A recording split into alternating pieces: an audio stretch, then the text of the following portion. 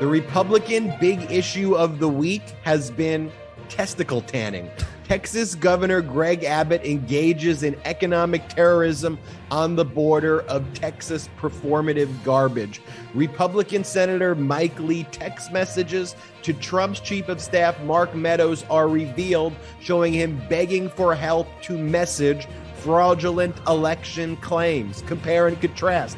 On the Democratic side, unemployment is down to 3.6%. Ukrainians are armed in defense of their nation. The first black woman has been appointed as a Supreme Court justice. COVID deaths are now down 75%. Home tests are free and easy to get. Weekly job losses are at the lowest in 50 years, and healthcare coverage is up for families more than ever.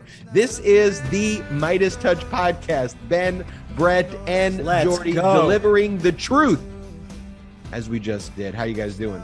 Brothers, fantastic. I mean, what a weekend, everybody. First, I want to wish all of our listeners, all of our viewers, happy Passover, happy Ramadan, happy Easter to all those who celebrate. What a big weekend of holidays when they all land on the same date. I know I had a fun weekend, had a great Passover Seder on Friday. Actually, you did a Seder? Did the Seder? Of course I did the Seder. Wow, the Seder. Good for you. You didn't do a Seder? Is something you want to say? Mom is watching the chat. I just wanted, you did not do the Seder. We did Easter. I did Easter with Lexi's family this year. You're supposed to do Peaster. You're supposed to do both, Jordy. But I did the Seder. Then I went to actually went to Universal Studios, which was my first time going to the theme park since pre-pandemic. And it was pretty wild to actually go to Universal Studios now. It was really cool. A lot of fun. Wait, you're going to give me shit for doing Easter this weekend while you did Passover and then went to Universal Studios? I don't think that mixes. I paid my dues. I did the Seder, Jordy. I did. But there was a really funny story that has nothing to do with politics. But when I was at Universal Studios, super fun. The rides are super fun. So we went to the animal show when these animals, these are like the celebrity animals who they have that are in the movies, and they show the tricks and stuff. And for whatever reason, the animals that day were acting up and they were not listening to the trainers. I've never seen it just be like so chaotic. And so while some of the animals were truly incredible, some of them just seemed like they had enough. And one of the animals was a dog who they came out and they brought down a young girl as a volunteer from the audience. And they had her like sit in tabletop position on the stage. And what was supposed to happen was that the dog was supposed to jump over this little girl and then like run through a bunch of little hoops and then come back and like jump back over her. And so the first dog does it and everybody applauds. And the second dog, instead of jumping over her, goes around her, lifts his leg up like it's going to pee on her face. And I've never seen such horror. I've never seen such terror from the workers at this place run over and go, no, stop. Oh, no. And they stopped. And the audience, I think, was just kind of appalled. And I think each of the animal trainers, I think, kind of saw their employment and like the lawsuits flash before their eyes of what happened. And thank God the young girl didn't know what happened. She didn't even see it because she was looking down in this tabletop position. And they were like, oh, she didn't see anything. I guess we're all good here. But it was like, I'm telling you, it was like a half a second away from being like a disaster. And I've just never seen anything like it. I studied the news this weekend for the Meidas Mighty. I was highly focused on delivering political commentary in ways the Meidas Mighty understands and doing deep research. I did a Legal AF podcast this weekend. Fantastic. So it was great. Brett was doing animal shows. Jordy was on a vacation. I was on a vacation. I was doing Easter with my family here, and I helped produce the Legal AF podcast. Let's get into the pod. We have incredible guests today. We have Paul Schroeder, who you all probably know by his video, maybe not know by his name yet. Paul went mega viral last week after posting a video on TikTok exposing Greg Abbott's blockade on the Texas border as economic terrorism. And you saw the video of Paul. Paul's the Texan who was there, who called him out. That video's gotten we played it on the last show already. Yeah, massively viral. You probably know him as Paul TX890 on TikTok, the foul mouth Texan who is talking no bullshit to Republicans in Texas and to Greg Abbott. And it's a bit redundant, foul mouth Texans. He's just speaking Texas, Brett. He's speaking the truth. He's speaking direct. He's speaking to the people. And that is what's representative of Texas, though, and calling out the Greg Abbott bullshit That's what needs to be done. And Ben, I think it sums it up when we speak about this performative bullshit of the Republican Party, their performative antics versus the actual accomplishments of Democrats. And you can look at that in the resumes of our candidates, and you can look at that in the actions that Democrats are currently taking while they actually have power and what the Republicans are blocking. And perhaps nothing is epitomized more of these performative antics than what Greg Abbott did over the past week, which was purposely cause a blockade on the Texas border, ramping up inspections to a point that the trucks stopped. He created single-handedly a supply chain crisis in the United States, driving up the prices of produce around the country, and according to a CNN investigative report, caused more than $240 million in fruit and vegetables to go bad, all to try to score political points. And perhaps the most craven aspect of this is when he was caught doing this, when he was called out.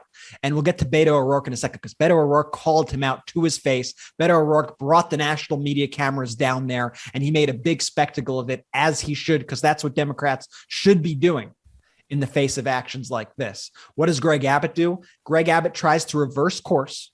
He tries to blame Mexico for the problems, and then he tries to take credit for solving a crisis that he himself caused. He is the arsonist who lit the building on fire, then put the fire out despite all the damage that was caused to that building, and said, "Hey, everybody, look at what a great job I just did. Everybody want to give me some applause, want to give me some love for putting out that fire? Sure, your house is destroyed now, but look what I did. I'm so great. Governor Greg Abbott helping you with your supply chain." And that's what Republicans are doing around the country. And people are calling him out, as we said. We had Beto O'Rourke call him out. We had the American Trucking Association call him out. You want to talk about these fake Republicans pretending they are friends of truckers and running these fake trucker convoys where most of the people in them were not even truckers, but paid activists who they did just to literally try to cause more economic terrorism on our northern border in Canada.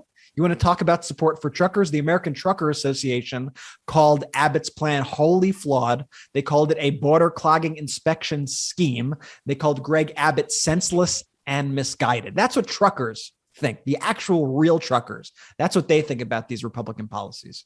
When you actually think about what he did, he had his Department of Public Safety, which is not even authorized. They don't even have the ability to inspect the vehicles.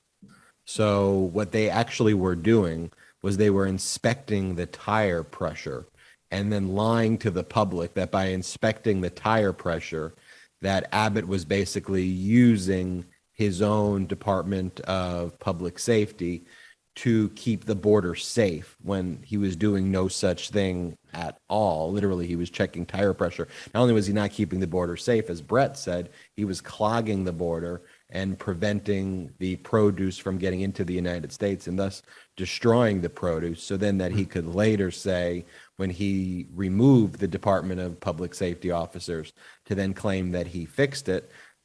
We've covered it here, obviously, just now, and politicians like Beto O'Rourke, the Truckers Association, are covering it. But the main headline that I've seen from the media is Greg Abbott going to run for president? This seemed like this was a move that he was going to run for the horse president. race aspect about it. And again, that's where they lean in the horse race aspect of it versus what he did there, that eco-terrorism, economic terrorism is what should be covered every single day.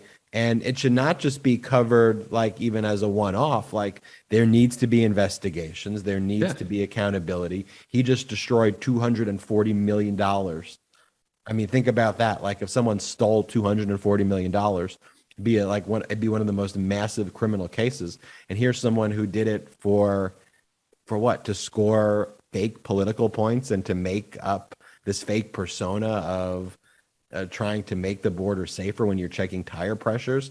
I mean, again, we saw Greg Abbott do this. I mean, the message has to resonate with people of Texas, though, over and over again. If you didn't have Fox News spreading the false propaganda, which fills a void, and then the void is filled by other media not actually talking about issues, So if regular media just talked about issues, we would still be talking about. I mean, it seems like Greg Abbott, he just gets a pass for last year by not making sure that the wind turbines and other kind of things that powered the state's been a disaster under his leadership. You can't deny that. Their politicians are flying to Cancun. I mean, it's horrible. Absolutely. And look, and the reason why he puts out his own video, his fake victory lap video, I mean, such a weird move, but it's actually, it serves a purpose because Fox is going to pick that up. The right-wing media is going to pick that up. And now all of a sudden you have that messaging going out to all the right-wingers all across Texas, all across the world. Look how great Greg Abbott's being. Look what he's doing. He's helping. We always have to figure out a way to break through. And that's why we're going to play the Beto response to exactly what was happening. These DPS troopers who are posted at our ports of entry can check the pressure in the tires on the 18-wheeler. They can do an engine inspection, but they are prohibited from looking inside the cargo hold to determine if there are illegal drugs or human beings who are there along with whatever else is being crossed. So this provided no additional security or safety benefit to the people of Texas. It only added more chaos to our communities and to the border. It only caused more inflation, more job losses, and made our communities less competitive for businesses that are going to go to other parts of the world when they find out how hard it is to do business here in the state of Texas. Yeah, and Beto's spot on, and that is what all Democratic politicians need to be doing. Yes. This is how you own a moment, and this is how you really capitalize on a political mistake of the other side. You need to go out and you need to be rubbing it in their face every single day, and you need to get the attention. You need to get the cameras on you to let everybody know that this is going on. And that's exactly what Beto O'Rourke is doing there. And I think his campaign should be studied by really all Democratic campaigns right now, because he is hustling every single day. He's on the ground out there treating every single day like it is election day. And I think that sort of drive, that sort of hustle is what Democrats need to win in Texas and across the country. And the thing that I really don't get here, and Ben, I'd love your commentary on this with your legal background, is how is Greg Abbott even allowed, or is he not allowed? Is this completely illegal for him to be negotiating contracts with foreign governments, to him be able to negotiate deals with Mexican governors? It just doesn't make sense to me. It seems to run completely contradictory to anything that's in the Constitution. He's not doing it. He's lying. There's really not much more to it. So he's either not doing it or he's engaging in illegal activity. Yeah, he's not doing it. He's not having negotiations with governors in Mexico while he's checking their tire pressure of trucks. That's just not something that's happening. There are communications that can take place with governors or mayors. They can take kind of diplomatic trips across the country, or they could be invited to other places and have conversations, but they can't enter into treaties. They can't enter into actual policy on behalf of the United States government. So that would be unlawful and illegal if he was doing that. They could have a conversation where he can say, hey, can you stop doing this? Where they could have informal understandings. But you can't have any formal agreements. And he's lying about this. He's not having conversations with anybody. The whole aspect, every aspect of this is a total lie by Greg Abbott. And we need more truth tellers out there. That's why I'm excited to have Paul Schroeder join our podcast. Paul Schroeder's video went mega viral. He's a Texan. He's going to tell us how it is in Texas. And I just hope there are more Paul Schroeders out there in Texas who can speak up, because what he says is common sense. It's no BS. And I'm excited to speak to Paul and ask Paul. Well, although I'm excited to speak to Paul, I am just getting a message right now that I actually have to do. I have a court appearance I have to do right now. Let's do this. Let's do this then. Okay. Here's what we're going to do. Let's play Paul's video to remind everybody of how incredible Paul's video is. And on the other side of Paul's video, Jordy and I will continue with our interview with Paul Schroeder, American patriot, Texas legend, mega viral TikTok star. Here's the video. Here's Paul's video, and we will be back with Paul right after this. And this is your own warning. There's going to be cussing because I'm fucking mad as hell. I am telling you right now, Republicans are intentionally working to drive up inflation and intentionally working to cripple our supply chain. Right now, Governor Abbott here in the state of Texas is forcing the DPS, which is our version of the state troopers, to stop every single truck coming out of Mexico. every single truck and do a safety inspection on it. What they're doing is they're backing up shipping for dozens and dozens and dozens of miles. Normally, a Mexican driver will bring a truck over across the border. They'll drop it at a depot, and an American driver will pick it up and drive off. They usually do about 4 a day. They can't get one through. They can't get one fucking truck through. They're backed up for fucking miles. Why? Because they want to drive up inflation. They think it's going to help them in the midterms. They want to cripple our fucking supply chains because they think it will help them in the fucking midterms. They're doing it on purpose to hurt you, your family, your wallet. So you saw the video, everybody. Now we are here with the man himself. You may know him as Paul TX890 on TikTok, or the badass Texan who called out Greg Abbott and went mega viral. But I like to call him Paul Schroeder, Texas man, incredible patriot. Paul, it's such a pleasure to have you on the MeidasTouch podcast. Welcome to the show. Oh, it's a pleasure to be here. I've followed you guys on Twitter forever. I love the work that you do. Like I've always told people, is we need more people like you guys out there swinging and fighting, because I don't know if you feel this way. I hate to just run off with this, but I don't know if you feel this way. But, you know, I hair's a little gray. I've been following politics for a while. And one of the things that has always eaten me up is that we really haven't been, it's not in our nature. We're Democrats. We think a little differently. We do. You know, Democrats and Republicans are different people. We really are. But we just haven't been in the culture war. Yeah. You know, we have been sitting here watching folks that look like me, my age, guys my age, wouldn't know what the hell a Democrat or a liberal is, because all they've ever heard it from is guys like Rush Limbaugh and Glenn Beck and all those nutballs on right-wing radio, and they live in a damn fantasy land. Yeah. They have no idea what we are, who we are, what we stand for. And you guys being out there is exactly what we need. I appreciate that, but I'm going to throw it right back on you and say that you are exactly what we need as a party. Somebody like you who's speaking truth to power, who's standing up and saying, hey, everybody, guess what? You are being lied to by one party, and this other party here is at least trying to help you out. So first, let's talk about the video first. How long have you been making these videos? Were you surprised that video in particular went viral? What compelled you that day to be like, all right, Greg Abbott, enough is enough. I'm speaking out against this action. You know, it actually all started out with my granddaughter hooked me up with TikTok. She really did. God bless her. I've always followed what's going on. You know, I try to stay in touch with what's going on. And I know when I'm being bullshitted. I do.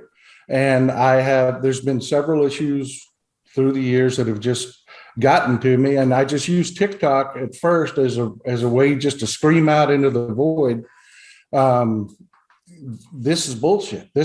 I know what's going on. I'm not an idiot, and quit lying to me, quit bullshitting me. And people said, hey, I can't believe you said that out loud. I've been thinking that for years, you know, depending on which issue we were talking about. So I just started following the news of the day and throwing TikToks out. This is what I think about it. And, you know, we're about 85,000 strong in the Ride or Die Democrats on TikTok. And people are that, you know, that's exactly it is I'm not inventing this. It's people come to me in the comment sections and they say, hey, what do you think about this? What do you think about that? And I just digest it and say, okay, as a normal average guy, this is what I'm looking at. And you mentioned the Ride or Die Democrats, which is your little political movement that you are starting. I want to get to that shortly. But first, I just want to get some more context on you, Paul. Where in Texas do you live? What are sort of the demographics of the area? Is it a redder area? And if so, how did you, Paul, become a Democrat and such a passionate Democrat? Well, I'm in East Texas now. My wife and I have retired, and we had moved out here to be closer to her parents. You know, I've lived in both the city and in the country, so I've been urban and rural. I try to see both sides of everything. And fortunately, the experiences I've had in life, you know, I used to own a little fabrication company. I mean, I don't know what it's like trying to hustle with a small business. And it's just, I got where I was at I would say the journey started my freshman year in college, because my dad was a diehard Republican, but he didn't preach it or anything like that. It's just, he voted Republican. And so the things we talked about in the house, I took to school with me. And I sat down with a professor and we had a political discussion in class one day. And she humiliated me. What happened? I was saying things that I thought were just gospel. And she turned around and pulled out of her back pocket, "Oh, no, it's not." And I was so angry. I'm like, "Oh, she's lying to these people. She's lying to these people. I am going to show her." And I went and checked out everything we talked about, and I'll be damned if she wasn't telling the truth. And that opened my eyes. And then the second event that really opened my eyes was the whole Iran-Contra affair. Interesting. And that started me on the path. That's where I went from coming out of a Republican household to looking at Democrats. When I started looking at who was trying to help people, if you have a problem like we just had down at the border, we've got an inflation problem going on. You look at two parties. You've got one party that's working on solutions, and you have one party trying to figure out how they can benefit most politically from it. I think that's one of the most frustrating things, and one of the things that we need to call out and be loud about. It's not just that Republicans are not trying to help. They are actively trying to make things worse for the people. And you just witnessed that firsthand on the border in Texas, in your home state. Tell us about what Abbott is doing down there. I know a lot of our listeners do know about it. We've been speaking about it quite frequently, but from the perspective of a Texan, what is Greg Abbott doing down in Texas? Thank God for Beto going down there. I mean, what I did and what you and I do, we're doing from the comfort of our studio where you're at. I'm in the comfort of my home. Beto got his butt down to the border and did what a leader does. And he showed people, he got national cameras down there to look and say, look, we've got a supply chain issue that we have been overcoming. And a lot of my videos that really piss off, makes right-wingers' heads explode. I can only imagine. I would do videos inside grocery stores, because you remember the narrative, the shelves are empty, the shelves are empty. We can't get this, we can't. Well, I would walk around my store saying, well, there it is, and they're like, well, I had one guy commenting, just blowing up my comment section. Briskets are $12 a pound. I went down to my store. Oh no, they're not. They're $3.75. And then I would actually take people and that would say, oh well, in my area, that's not true. The bots and trolls did not give up. So I would say, I would bait them. Where are you from? Where are you from? I guess they didn't know I can look up a sales circular online, and I would literally post their sales circular. Here's your sales circular. I know exactly what you're paying. You're a damn liar. Prices are coming down. So what did Abbott do?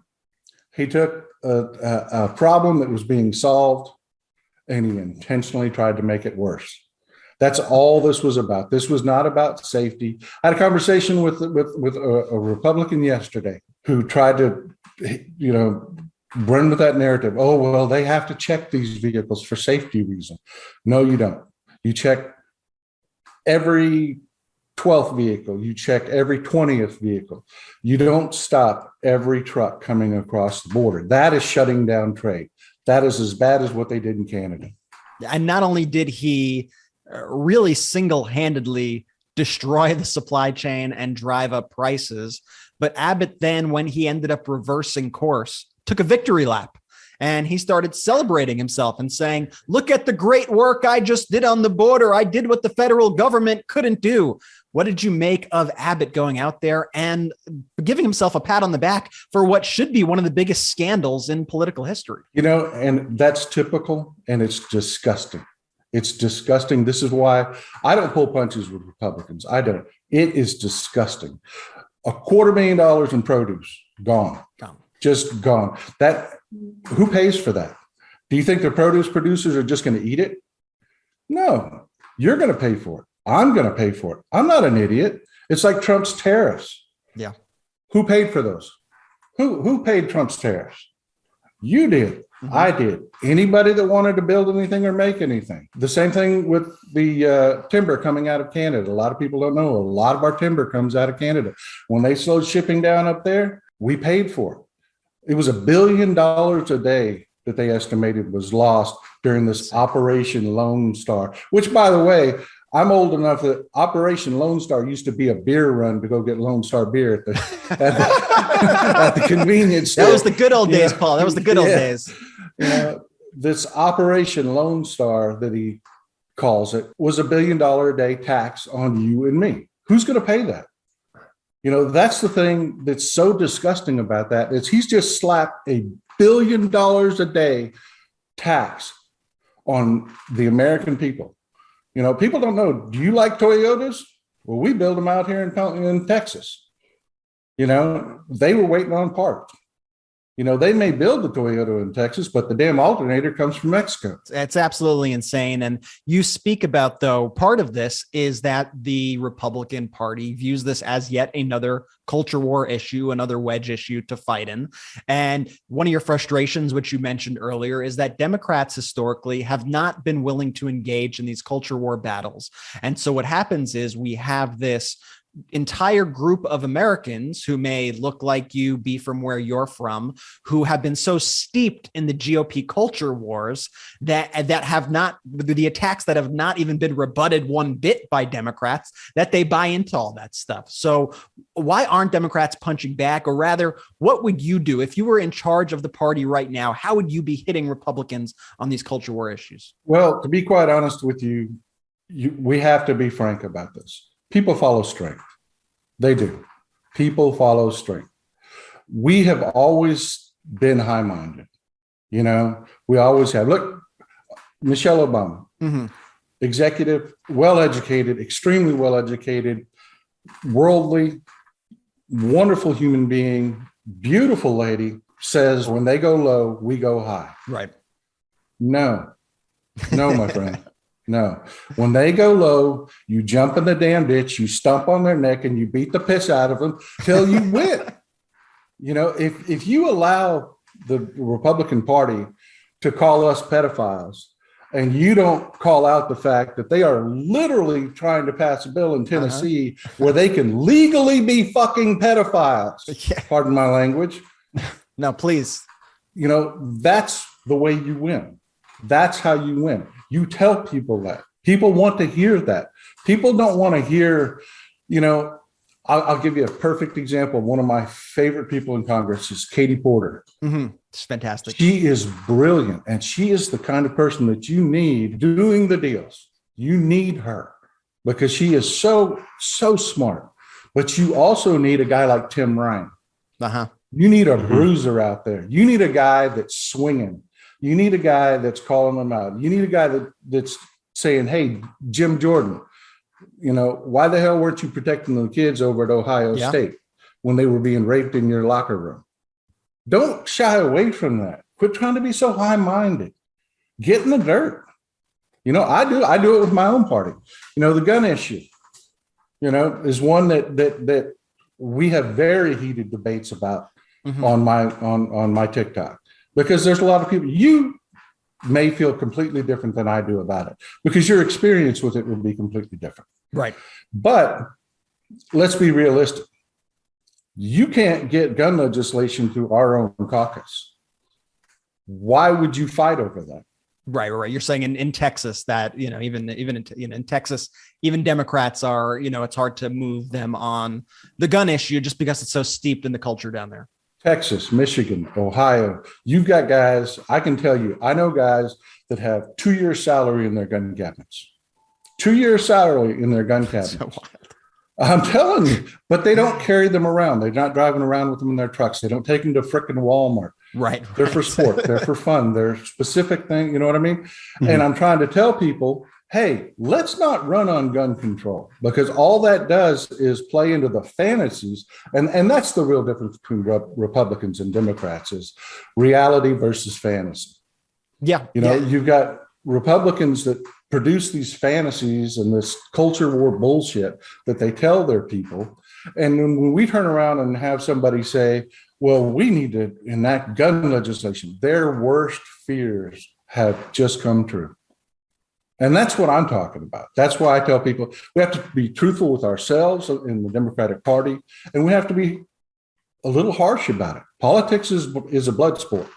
Yeah, well, it's a large party. It's a big tent party in a way that the Republican Party is not. That consists of many different locales. And of course, the needs of a rural area would be different from the needs of an urban area in terms of gun control and really all legislation. So that makes sense. One of the things that you've spearheaded that you mentioned quickly at the top is you have your own political movement that you started on TikTok that has a ton of followers. And we hope we could keep adding to your followers. You call them the Ride or Die Democrats. I want to hear all about the Ride or Die Democrats. Really simple. People ask me all the time, hey, how do I become a Ride or Die Democrat? What do I got to do? Where do I send my membership fees? There isn't one. All you have to do is, one, be a Democrat. Two, during the primaries, you've got to fight like hell for what you believe in, because the Democratic Party is the only democratic institution left in this country. The Republicans, you either goose step along or get the hell out. That's it. They have one sick, twisted ass, right-wing, racist ass, bullshit Fantasyland message that you have to follow or get the hell out. We Democrats, especially Ride or Die Democrats, we fight like hell in the primaries. I want you to work within this party to get your ideas pushed as far as you can, because people really do care about what's good for themselves and their fellow Americans. But that primary is over. You walk in that booth and you vote Democrat all the way down. If my guy loses, I will do that for you. I will do that for you. I may not agree with him. I'm not going to shut up. Yeah. I'm still going to be there. But I will vote all the way down Democrat, because I know at the end of the day, there is one party that is working for the American people, and one party that is working for their own self-interest. And a perfect example, taxes. Right now, at the Republican platform is a $4,500 a year tax increase on everybody that's not freaking Jeff Bezos and Elon Musk. Yeah. And Democrats need to be screaming from the rooftops that we didn't say that about them. They said that about them. Yeah, they said it themselves. Yeah. Rick Scott, Mr. Billionaire, wants to get in my pocket for $4,500 a year. Well, Rick Scott, I want to put a boot in your ass and get you out of Congress.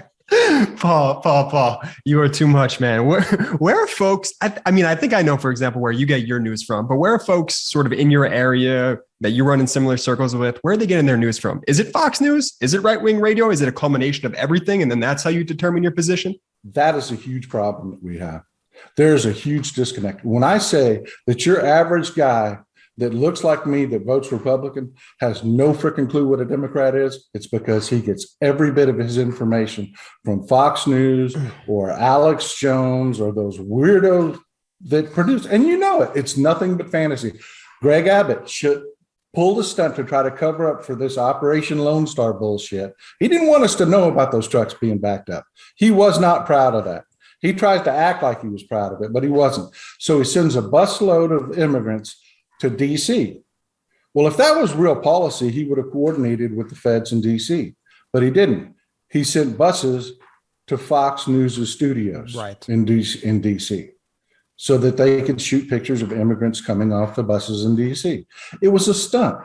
It was a political stunt. Is there any hope for us to break through to those people and show them, hey, you guys are watching fantasies. This is reality. How do we bridge that? This is where I differ from a lot of people, especially Democrats, because like I say, we're always very high-minded, and we think that we can be together.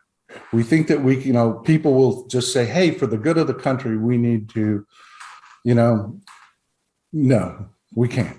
There is not a hope right now for that. There really isn't. We have to get our asses to the polls. Every single person. I guarantee you right now in the midterms, Trump is on that ballot.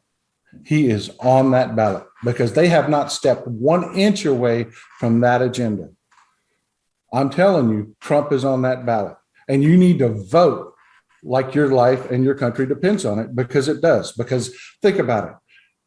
If Republicans win, democracy's over. Mm-hmm. They have been pulling some flagrant shit. Down here in Texas, did you know 1 in 5 requests for mail-in ballots were rejected? Yeah, insane. Are you telling me there's any way that 1 in 5 requests for ballots were in error? No.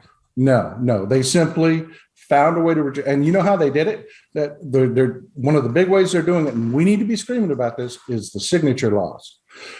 Do you ever sign on those little rubber pads when you go someplace, when you pop your credit card in, you sign on? Is your signature the same as the one that you use on a legal document? Yeah, everyone knows sometimes they do a little half-assed sort of squiggly line. I still do squiggles on the pads. Now, and let me ask you this. If you're in a hurry, is your signature the same signature you use when you're in a hurry to get the hell out of CVS as when you're sitting down with your lawyer, signing your contracts, and you're taking your time to make sure it's right? Okay, so which signature do they choose to compare?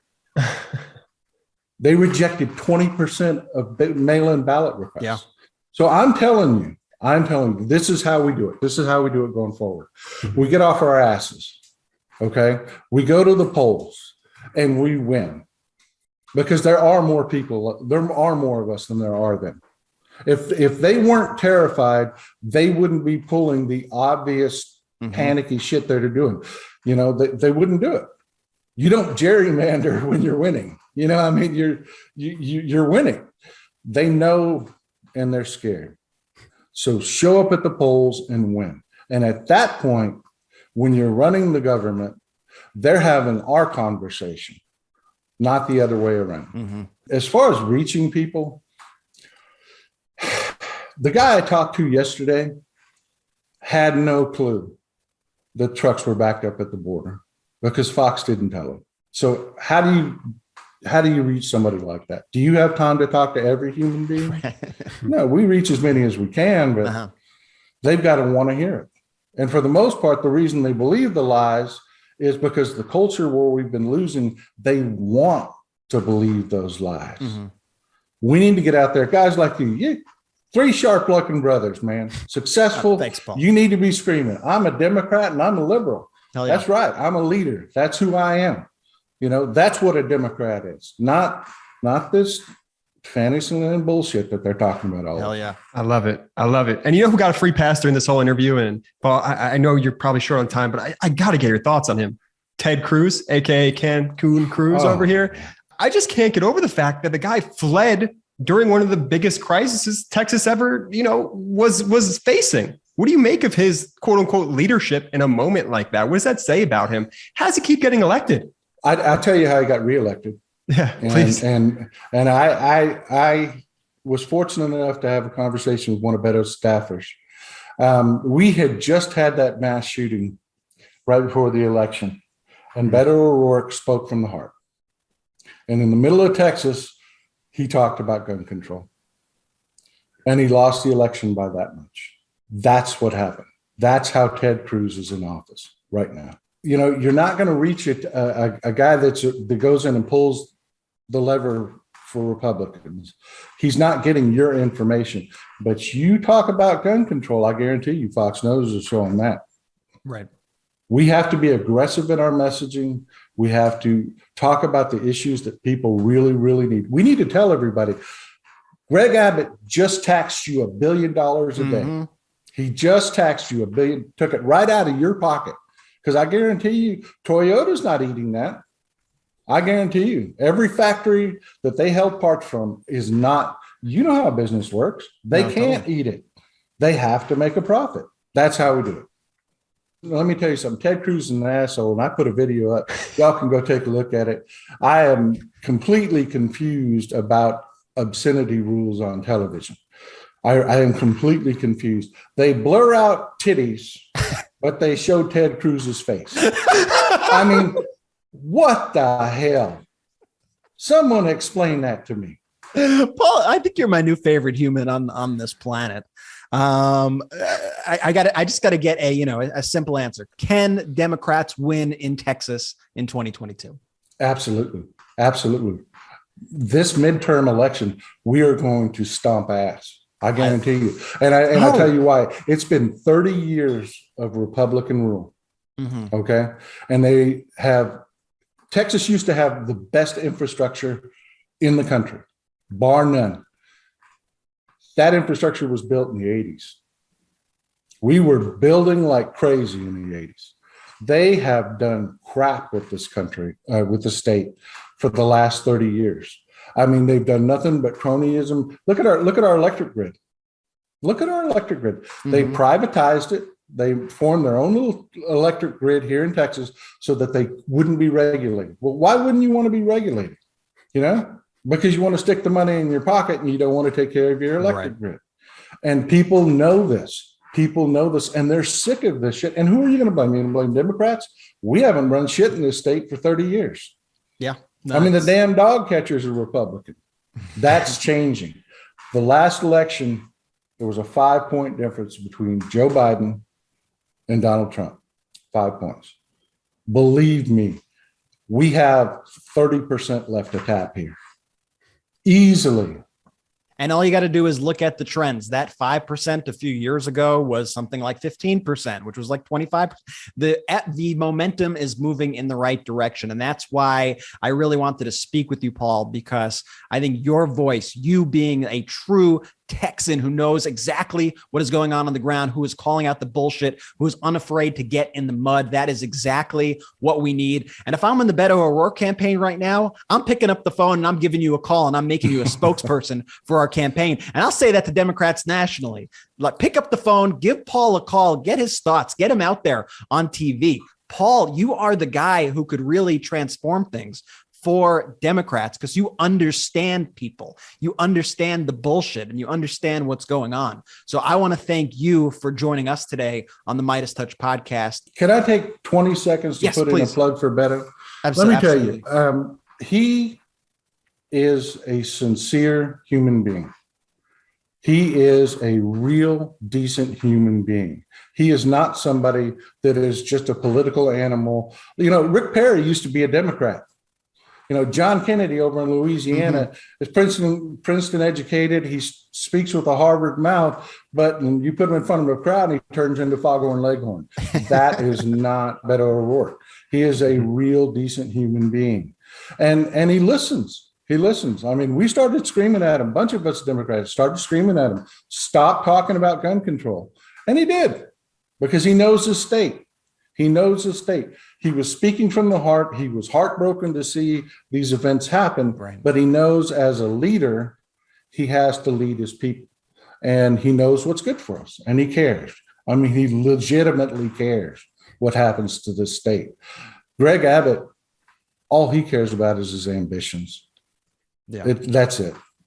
You know, he has a payday waiting for him when he leaves office.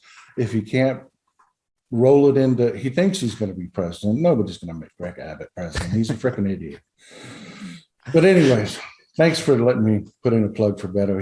I sincerely believe in my heart he's a good man. Us too, and we've had him on the podcast before, and we are huge supporters of Beto O'Rourke.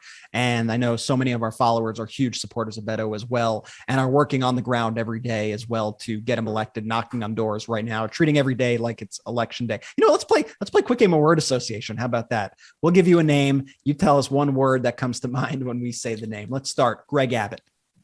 Dickhead. Ken Paxton.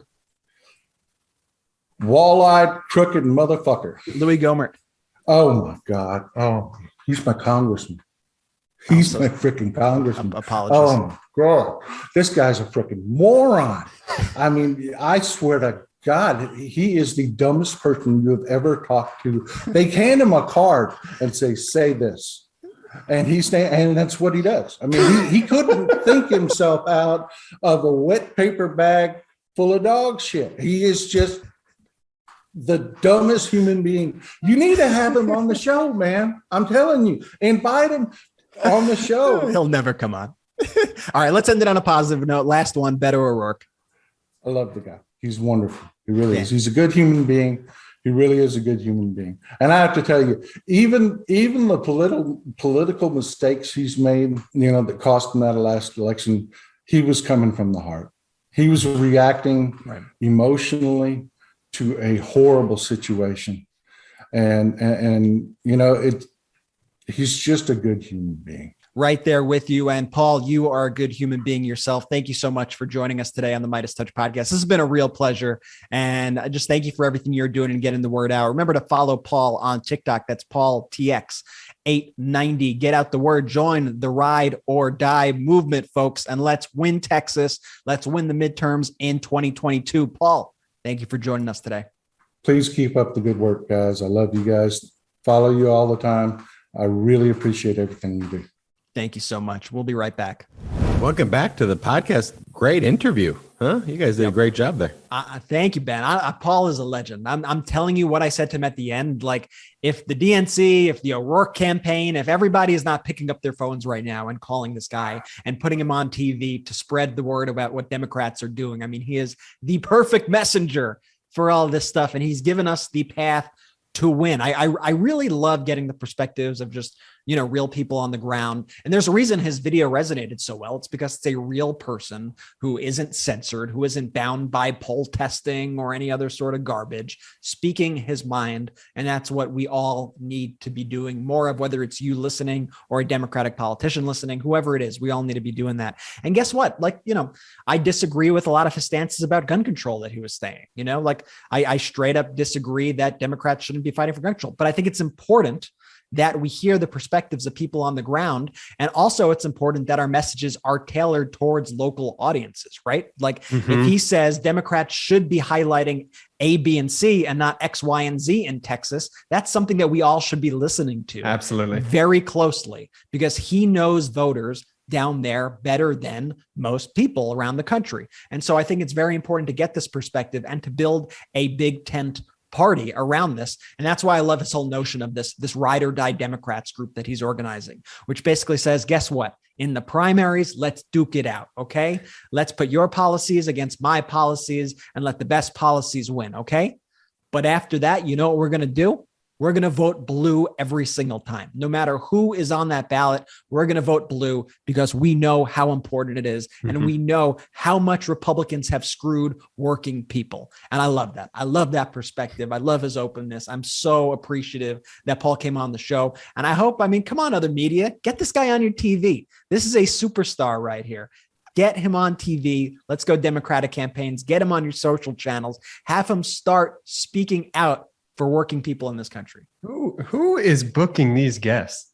Oh, great booker, Jordy. But I want to tell you about our partners, Athletic Greens. This podcast is sponsored by Athletic Greens. This product is something I literally use every day. And I started taking Athletic Greens because I was taking these different gummies and these different vitamins that I thought were working, but they clearly weren't working. We don't have to keep showing the before and after photo of me, Brett. We've done that a ton of times. But the bottom line is that I thought I was doing the right stuff for several months ago, but I wasn't. Then I took Athletic Greens. It was super easy.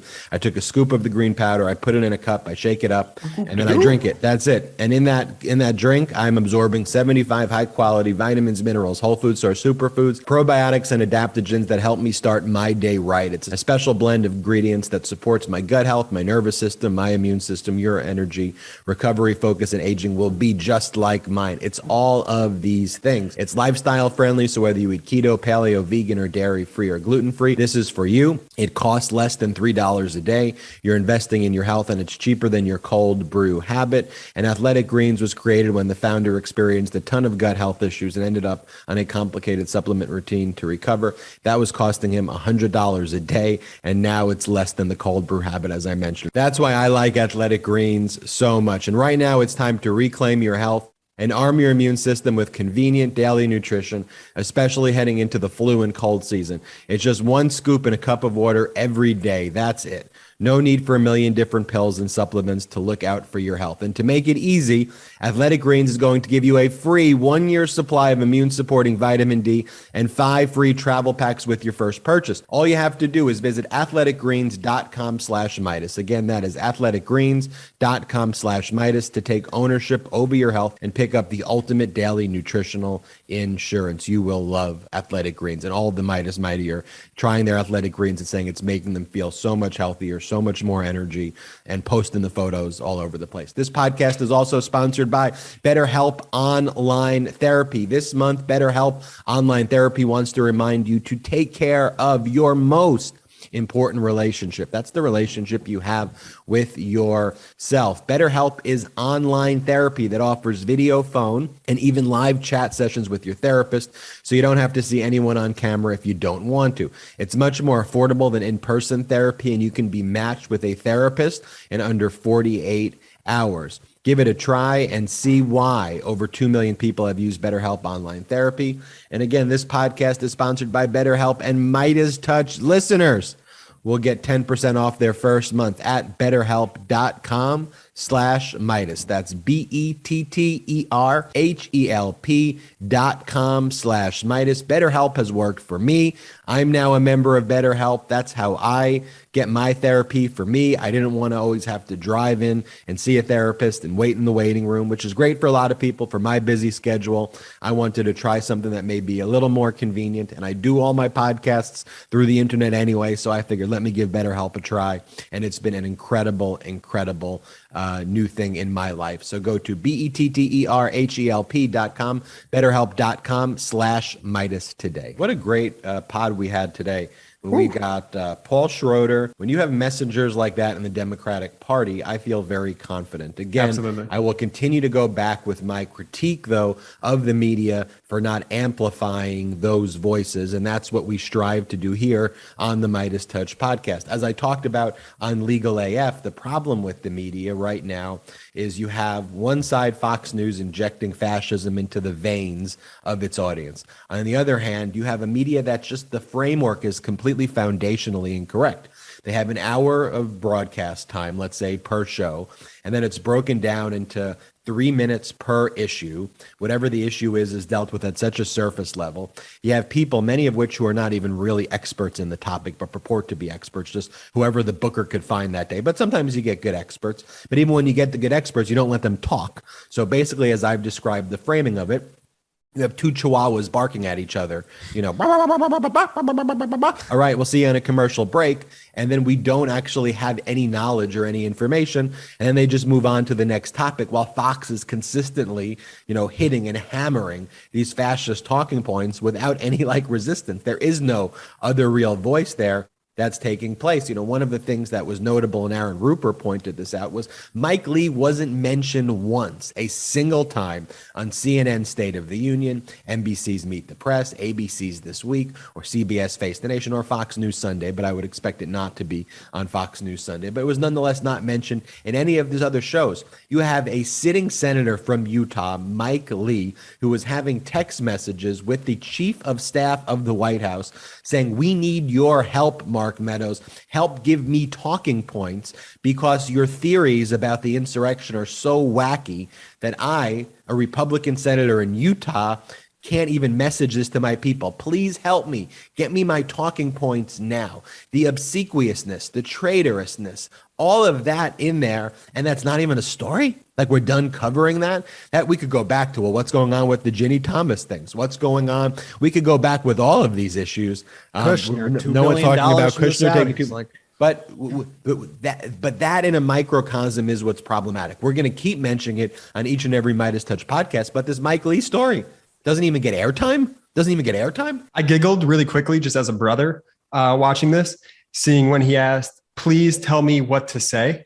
Because for those who don't know, we're always in a Google Doc here, and I'm frequently asking the brothers, "Hey, what should my next question be?" in order to get better questions. So I laughed from that perspective, but from an overall democracy perspective, just not funny at all and totally fucked up. And the media needs to, put these guys on a serious blast. But you see, Jory, what I mean, the entire framework is what's wrong. Yeah. Is that the format would not even allow information to be permeated. And then you have the issues, the deeper, more systemic issues in the networks being beholden to kind of billion-dollar corporations, which have their bottom line and want tax cuts. And so they're not going to push on things that may be economic problematic to a billionaire class, but that could actually be helpful to the workers. But this just goes to why we need to have a new form of media, and that's what Meidas Media is pioneering. And of course, you need to have a new form of media when you see things like either it's fascist things in the veins on Fox News or just like completely bizarre, things. But they do serve a purpose. Like when you think about what Tucker Carlson was talking about, he was talking about testicle tanning, and there was this whole rant about how we're gonna talk about it. No, it's a hairy situation, so I wasn't sure. Well, the whole thing about how men should get their testicles tanned and how that actually increases testosterone levels. But there's this whole part of the right wing view that's tied to a lot of their anti-women, anti-LGBTQ plus policies, these those types of policies, is this view of masculinity and hyper-masculinity from, let's just say, less than hyper-masculine men who are the ones who are out there talking about hyper-masculinity. So you got people like, who's the little guy, Brett, who he's always on Facebook and he talks really fast, but he doesn't really make it. Ben Shapiro. Yeah, Ben Shapiro. And his kind of views of hypermasculinity. Tucker Carlson. Should we even play this clip of Tucker Carlson talking about testicle tanning, or should we just have our people take our words for it? I think we have to play it just so they think so they know that we're not even like crazy. We're not exaggerating anything. But let's play this quickly. You saw in the clip there, if you want to optimize and take it to another level, expose yourself to red light therapy. Yes. And the Juve that we were using in the documentary. There's a massive amount of testicle tanning. It's testicle tanning, but it's also full body red light therapy, which has massive amount of benefits. And there's so much data out there that isn't being picked up on or covered. So obviously half the viewers right now are like, what? That's testicle tanning? That's crazy. But my view is, okay, testosterone levels crash and nobody says anything about it. That's crazy. So why is it crazy to seek solutions? It's not crazy to seek solutions. And I think I was recently exposed to a term called bromeopathy. And I think there's a lot of people out there right now that don't trust the mainstream information. Bromeopathy. You can't take the words that you say in front of your fraternity and then bring it here into science and just make up something called bromeopathy. There's a lot to unpack here. Let's just unpack. Why is nobody talking about this? Why is nobody talking about the data here? Because there's none exists. That's why no one's talking about it. Bromeopathy isn't a thing. That's not a thing, first of all. There's no data to back this up. But I'll just tie up my thoughts on this. If Tucker Carlson viewers would like to blast their testicles with radiation, have at it. I'm going to say, for the listeners of this podcast, You're nuts. Oh, brother. Wait, if you do that, you're nuts. Yeah. For the listeners of this podcast, please do not do that. Yeah, Please absolutely do not do that. But in all seriousness, as we talked about at the top of the podcast, the unemployment's down. NATO's never been as strong. We have the first Black woman as a Supreme Court justice. COVID deaths are down. Healthcare rates of people having healthcare is up for families more than ever. And that's really what we need to be focusing on. We need to be messaging that. And if the media is not going to be the ones covering the things that we've been covering or we're talking about, you are the messenger. And the reach that we all have together as the Meidas Mighty is significantly larger than even a CNN or an MSNBC if we can stick together, if we can message together, and we can actually be active and get these things out. We get all these great messages of different groups that have been started. We got one recently of a group that was started in Middle America with, and I don't want to give too much of the facts until she gives us the okay to, but she started a swing left letter writing campaign in her hometown. And she's been doing rallies and organizing amongst friends and just spreading the message and spreading the word. And I often hear from people, hey, my friend just sent me a Meidas video, or a friend posted a Meidas video on Facebook. It was so great to see that. You are the messenger at the end of the day. We can't rely on the media. We realize that at MeidasTouch. We're like, we have to create our own media. I don't want to perpetuate bad media doing bad conduct and furthering the dynamic. The whole media needs to change. And that is what we're pioneering here. And we need your help in doing that. So what are ways you can help in doing it? The most simple ways is by spreading the messages that are here, by forwarding the podcast links to your friends, by telling your friends to download the podcast. If you're a YouTube watcher, also download the audio of the podcast, because that helps with the podcast algorithms. If you're just an audio listener, subscribe to the YouTube channel. That helps with the YouTube views as well, and helps us continue to be in the top 50 of the charts on both. So that's one way, that you could help there. You could help by organizing and doing things in your community as well. Like the individuals we just talked about there across the country. I spoke at an event in California recently with a group that was organizing in their backyard. Organize with friends and get these messages out immediately. That's another way that you can help. And just make sure you're out there registering voters and doing the hard work. Make sure that if you have children, if you know children who are just turning 18, then make sure they're registered to vote. That's an easy one. And reach out to anyone who have kids. Get them to vote as soon as they turn 18. Those are basic, simple things that you can do, and we so appreciate your support. And of course, leave a 5-star review of the podcast. That helps us a lot. And actually give a written review. That's also very helpful to the podcast. And check out store.MeidasTouch.com, store.MeidasTouch.com, where you can get all of the new Meidas merch is a way that you could be helpful as well. And I think we have some of the coolest merch out there in general, not just in political and more merch. on the way. And more on the way. Jordy, what are you doing? Well, you know what? We didn't even plan this. I'm so happy Ben just brought that up. I got the passwords again. 10% off all items in the MeidasTouch store right now. 48-hour sale. Only for our audio and visual listeners only. Will not be busted out on social media. Wow. Okay, well, what's the code? Oh, that's a great point. What should the code be? Code is Ben. All right, use the code Ben. You get 10% off. Thank you for that, Jordy. And thank you to our guests. Thank you, Paul Schroeder. Thank you to our sponsors, Athletic Greens and BetterHelp. Use those codes Meidas on both Athletic Greens and BetterHelp.